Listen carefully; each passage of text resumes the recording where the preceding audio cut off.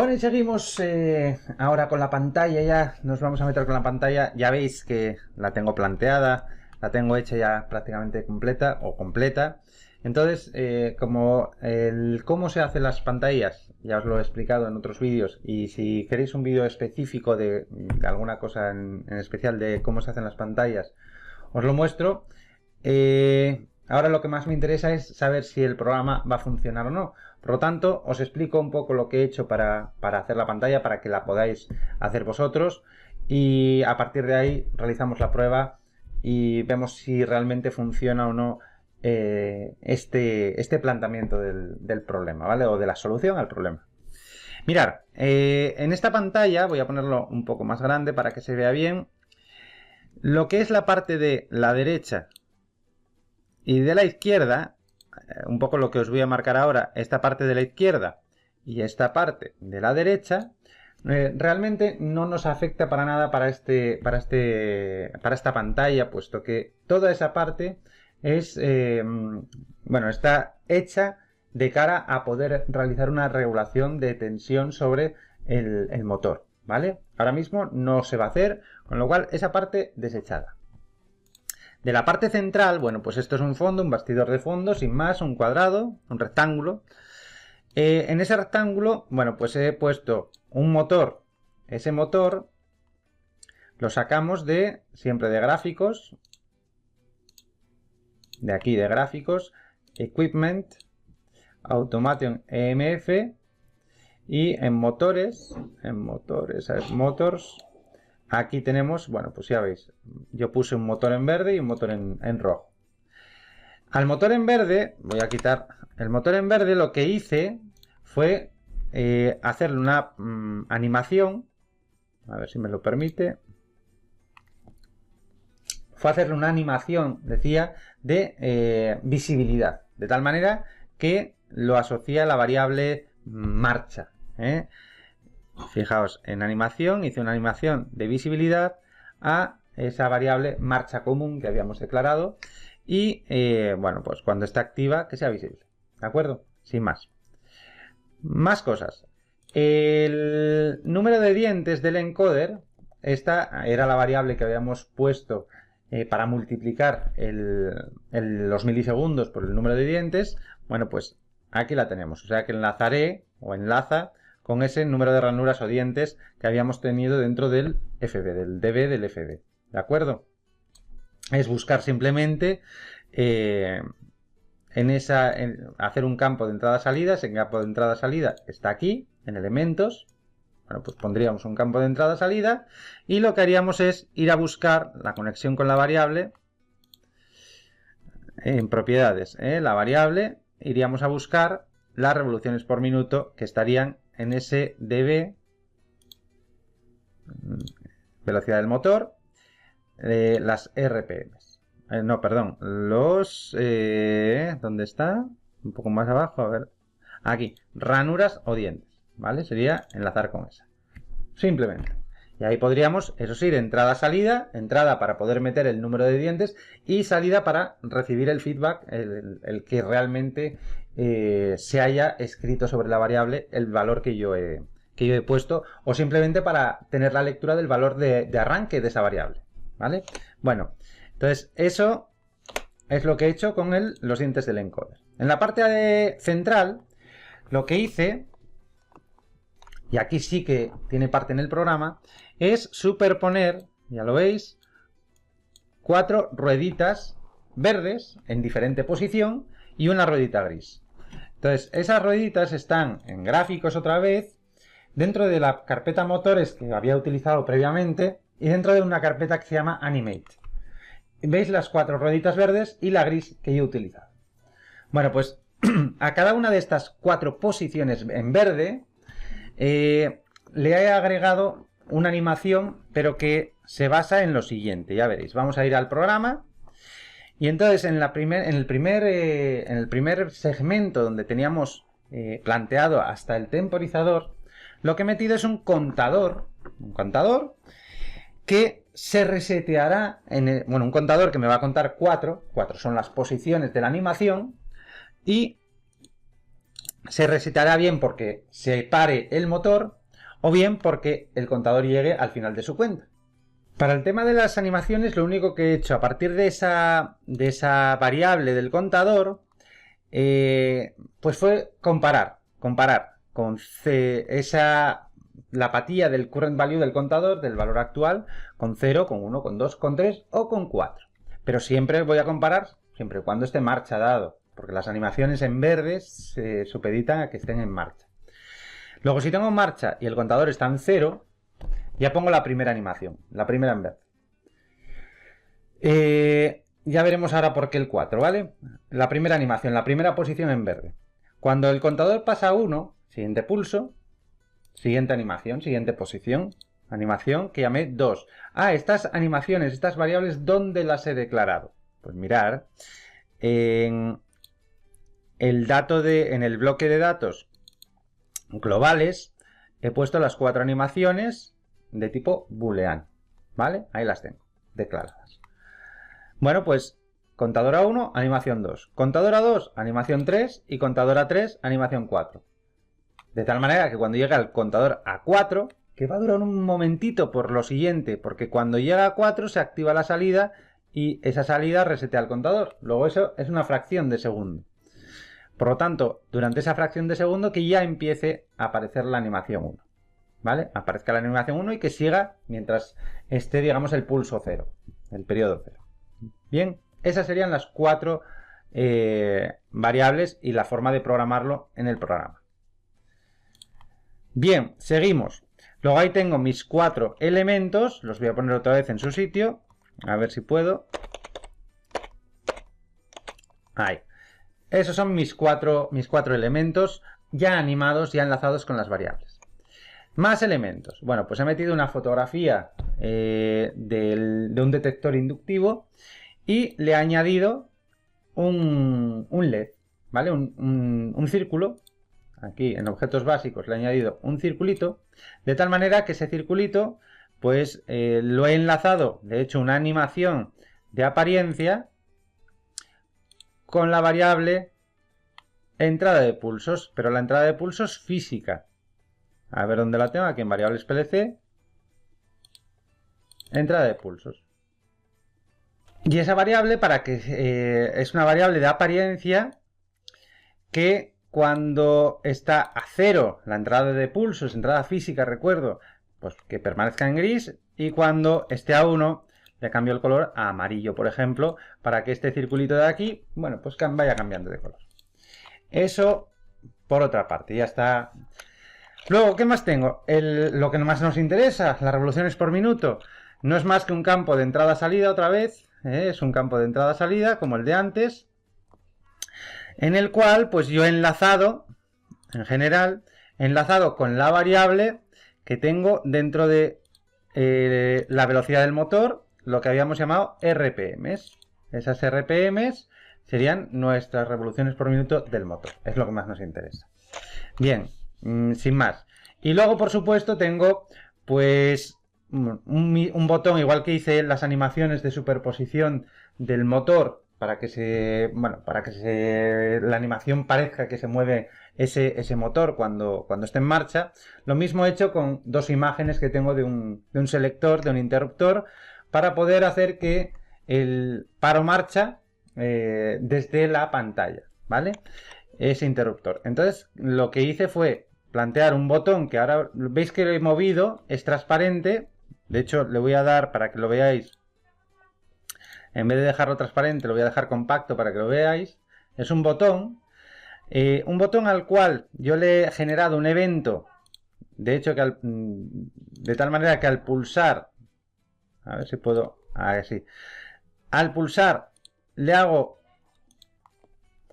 que invierta el bit de la variable con la que enlaza, es decir, voy a procesamiento por bits, la variable invertir bit, y la variable está en datos globales o en datos, aquí en bloques de programa, datos, y es la marcha HMI, ¿de acuerdo? Esa es la que tiene que invertirse, ¿de acuerdo? Voy a dar para atrás y, bueno, pues no es más que eso.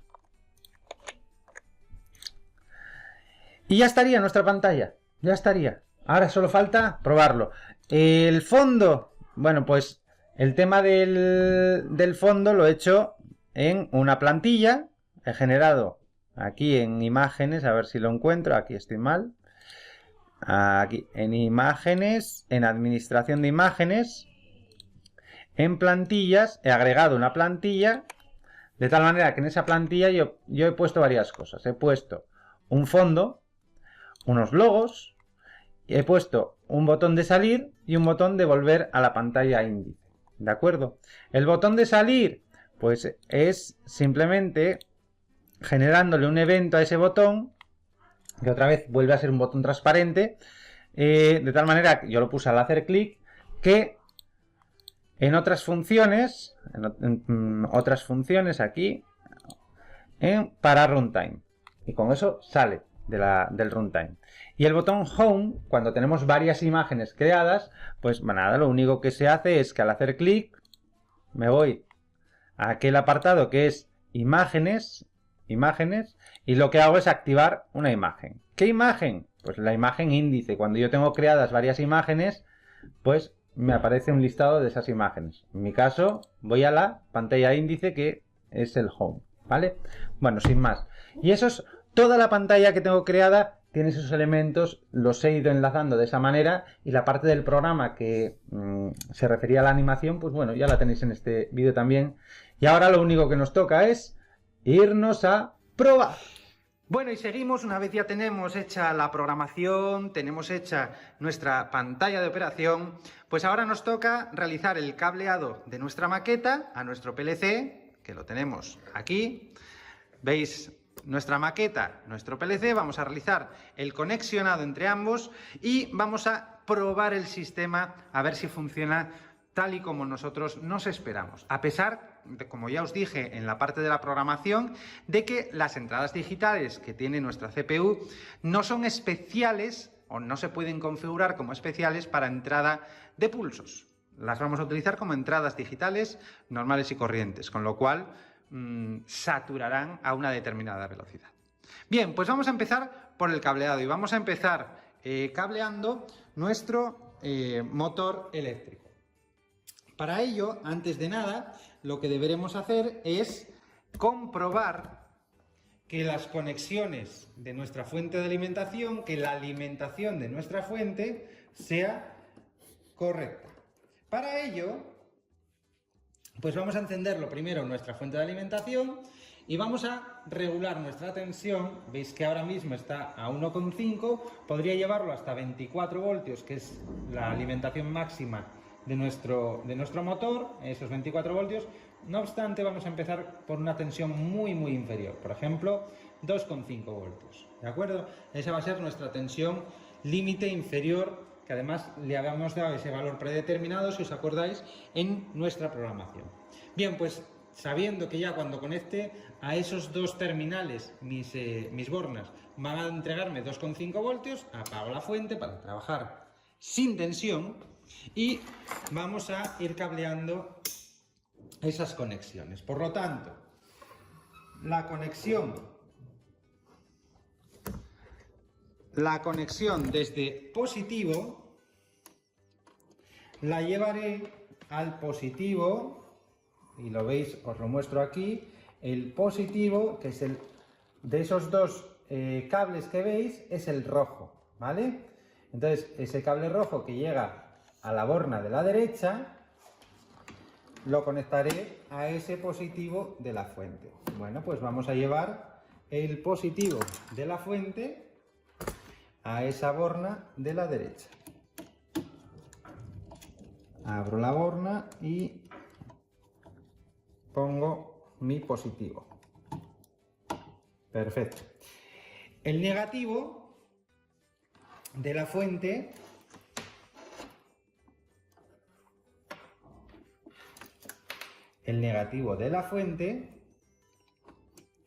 lo llevaré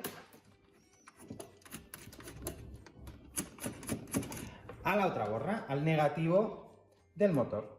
Así, en el momento que ponga alimentación en la fuente alimentará nuestro motor eléctrico. eléctrico. Y este comenzará a girar. Bien, pues ahí tenemos nuestra primera conexión. Por otra parte, tendré que conectar a la entrada 00 o a la que hemos configurado en principio como punto 0, nuestro detector. Entonces, el detector llegará la alimentación hasta el cable marrón, que veis ahí, que será el positivo.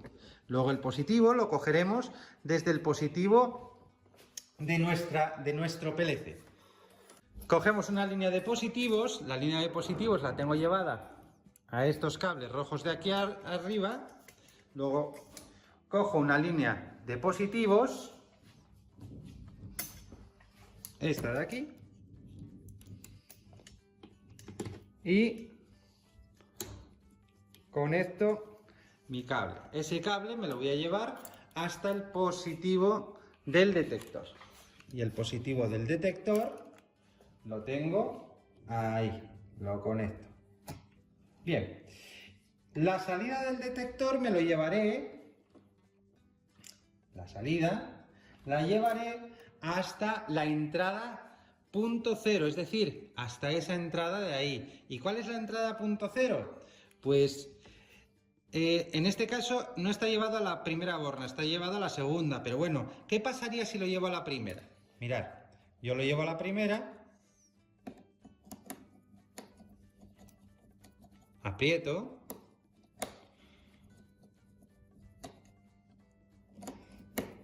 a ver si aprieta del todo. Bueno, aprieto y veis que a pesar de que el detector me pueda detectar, el detector primero ya no tiene alimentación, por lo tanto no está cerrando el circuito. Por lo tanto, aquí un poco me va a detectar. Y aunque le llegara alimentación por lo que fuera, no se encendería la luz correspondiente, el LED correspondiente de la CPU. Voy a probar con la borna siguiente, que yo sé que es la que hemos llevado al PLC. Vale, ¿y cómo lo podríamos saber que esta no está conducida a ese PLC? Pues mirad, lo vamos a comprobar en un momento. Y para ello utilizamos un polímetro. Si yo no estoy seguro de cómo se ha cableado esas bornas, lo que hacemos es poner el polímetro en continuidad. Vamos a medir la resistencia. Fijaos que ahora mismo tengo el PLC, lo tengo alimentado. Por lo tanto, bueno, voy a quitar tensión, ¿vale?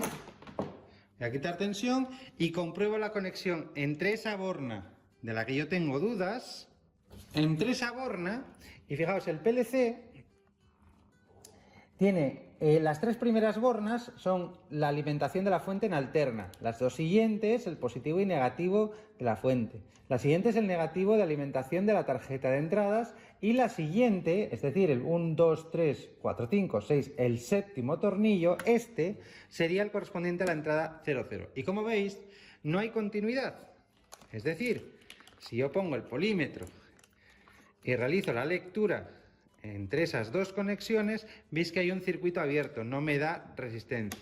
Sin embargo, cuando yo pongo esta borna, esta banana, esta sonda, en el borne siguiente, veis que sí me da continuidad. No me da con esta, pero sí me da con esta. Luego, esta segunda borna de aquí, esta segunda borna, que veis ahí, es la que tengo que conectar a la entrada 00, ¿vale? La primera no da continuidad, lo veis ahí, y la segunda sí da continuidad. Bien, comprobado eso, pues realizamos ese cableado, esa conexión.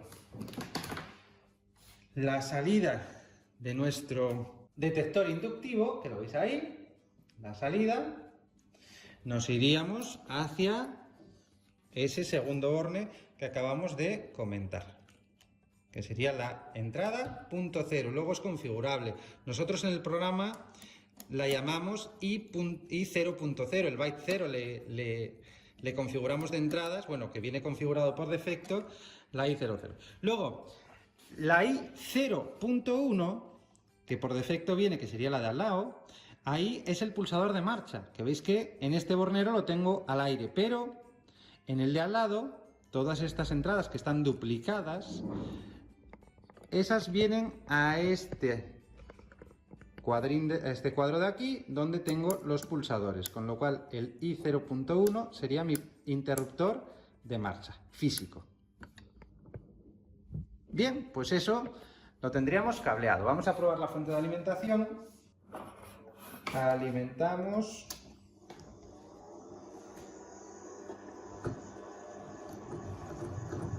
Y vemos cómo gira el motor, ¿vale? Luego tenemos correctamente alimentado ese motor. Apagamos. Y ahora vamos a probar nuestro PLC. Bueno, pues ya estamos aquí para probar nuestro programa. Está todo cableado, está todo dispuesto, como habéis visto. Lo he reubicado para poder tener una visión un poco más completa y un poco más en detalle de todo el funcionamiento y de ver la lectura si es correcta o no. Entonces, lo primero que vamos a hacer es transferirle el programa a nuestro PLC. Le transfiero el programa, bueno, me lo carga, ya se lo había transferido previamente, entonces, bueno, ya se carga sin problemas, las comunicaciones que había configurado estaban bien y por lo tanto la carga del programa se ha ejecutado sin ningún tipo de problema. Luego, por otra parte, voy a lanzar la pantalla que teníamos preparada, que habíamos preparado y con la configuración de comunicaciones también. Bueno, pues vamos a lanzarla y vamos a probar un poco, a ver dónde está, aquí. Vamos a lanzarla. Bien, sería la conversión de unidades, no la velocidad del motor, que bueno, sería esta maqueta. Y bueno, pues vamos a probar si la maqueta funciona. Entonces, para ello, bueno, inicio la fuente de alimentación. Veis que está a 4,4 voltios. Hasta que no le demos marcha bien, de manera física, desde el pulsador de marcha, que era la I0.1, o desde el pulsador o el interruptor que tenemos en nuestra pantalla, el motor no se iniciaría. Bueno, voy a pulsar la marcha física primero, ¿vale? Pulso la marcha física y vemos cómo se inicia el movimiento. ¿De acuerdo? Veis la entrada de pulsos y en nuestra pantalla ya nos hace la lectura de revoluciones por minuto. Lo veis aquí abajo, ¿vale? Al ser una extrapolación y no tener una velocidad completamente constante nuestro motor, eso se traduce en que las revoluciones por minuto, bueno, pues sufren una serie de oscilaciones. No obstante, veis que más o menos está entre 280 y 300 revoluciones por minuto ahora mismo, ¿vale? Llegará un momento, si yo subo la velocidad, y para ello voy a tocar mi fuente de alimentación, le voy a aumentar un poco la velocidad y veis en la pantalla como eso se traduce en que ha subido las revoluciones por minuto que está leyendo, ¿vale? Llegará un momento, eso sí, que veis que la animación ya se empieza a trabar. ¿Por qué? Porque al final estamos hablando de señales digitales, no es una entrada de pulsos. Por lo tanto, hay un momento que esta entrada satura, no le da tiempo al programa a mandar los datos y satura, ¿de acuerdo? Por eso, bueno, pues es un poco establecer la idea de cómo se programaría. No obstante, la entrada adecuada para este tipo de información es una entrada de pulsos, una entrada digital como estamos utilizando ahora.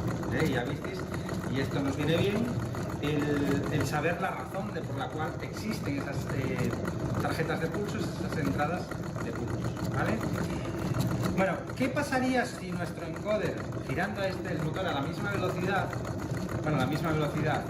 si nuestro encoder tuviera 10 ranuras, fijaos que eso se traduciría en que estaría girando a una velocidad mucho menor, ¿vale? ¿Veis cómo se extrapola la velocidad en función del número de dientes del encoder? Y es uno de los parámetros fundamentales a tener en cuenta. Bueno, voy a parar el motor en la parte física, paro el motor veis que se para, y voy a arrancarlo desde mi pantalla de operación. Arranco ahí, veis cómo arranca, va arrancando el motor, poco a poco,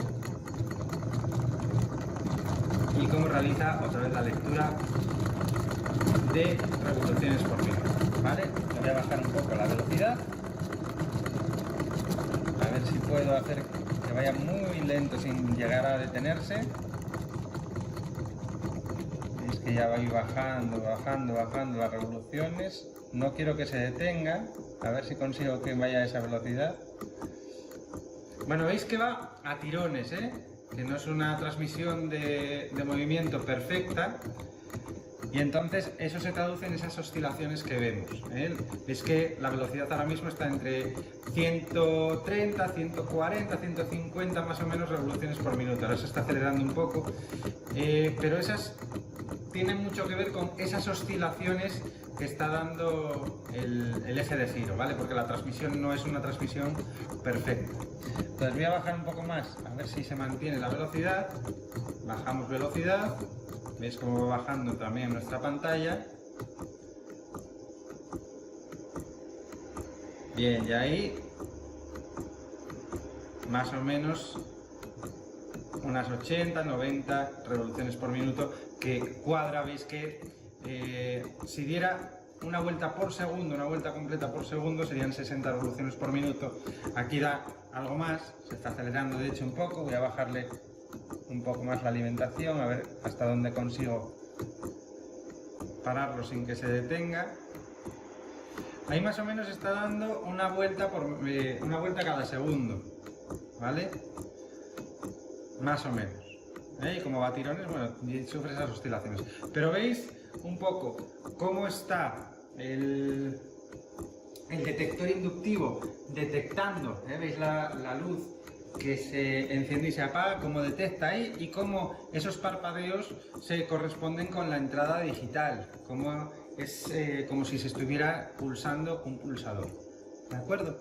Y bueno, este es el principio en definitiva de una captura de los datos de a qué velocidad puede estar girando un motor. ¿De acuerdo? Espero que os haya servido, que lo hayáis entendido, que eso es lo más importante, y que seáis capaz de aplicarlo a vuestros procesos industriales. Si bien es cierto que vais a contar con equipos pues más adecuados que una simple entrada digital para capturar esa información, pero al final se trata siempre de lo mismo. Podréis tener, en vez de cuatro dientes como tenemos aquí, podréis tener 1024 o 2048 ranuras en un encoder, pero la cantidad o la resolución del elemento que capta esa velocidad es independiente al concepto, que es lo que trato de explicaros yo, de cómo llegar a la lectura de las revoluciones por minuto.